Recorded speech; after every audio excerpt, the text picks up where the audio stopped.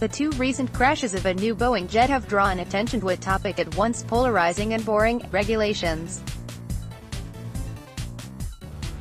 A powerful and poorly understood anti-stall system in the new planes may have played a role in the crashes, leading lawmakers and the public to question how the system was approved in the first place. The debate over regulation, however, is likely to be framed as the same false choice it has been for the past 40 or so years.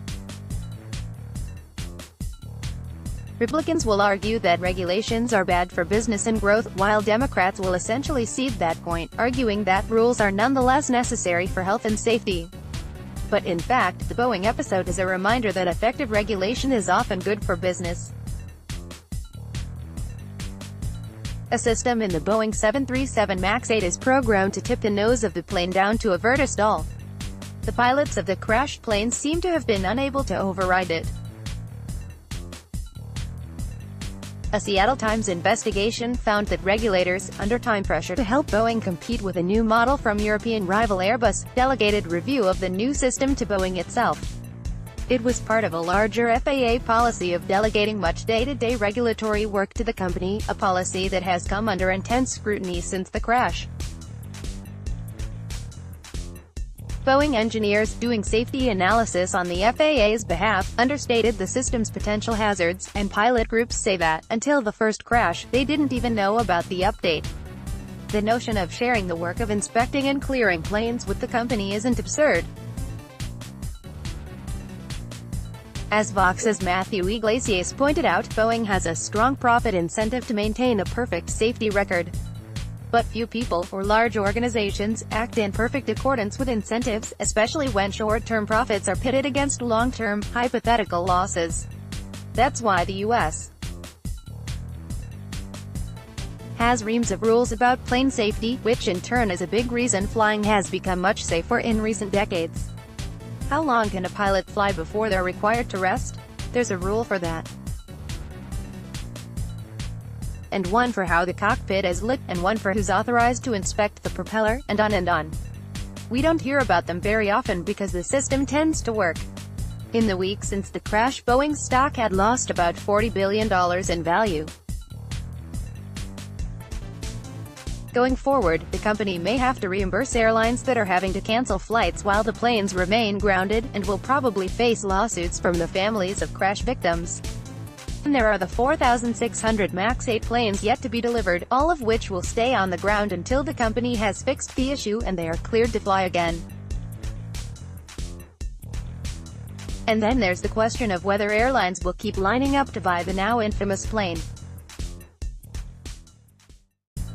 To the extent that the company manages to avoid long-term financial woes, it can thank the fact that it essentially has only one competitor, Airbus. But that's another story. This might have been avoided with a better regulatory process, one that didn't put quite so much faith in the company to regulate itself. But the notion that regulation can be good for business runs counter to the political debate about rules in Washington. Ronald Reagan popularized the phrase, job-killing regulations, and the idea has remained an article of Republican faith. Aside from sometimes arguing that environmental regulations will create green jobs, Democrats rarely advocate for regulations on economic grounds, instead focusing on health and safety. The result is that, in the public imagination, the regulations kill jobs argument tends to go unchallenged.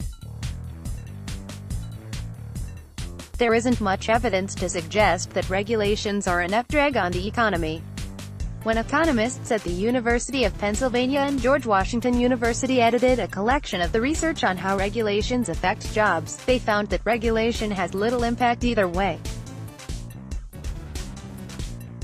When a leading libertarian economist at George Mason University, Alex Tabarrok, studied whether an uptick in federal rules had impacted the rate at which businesses launch and grow, he was surprised to find zero correlation.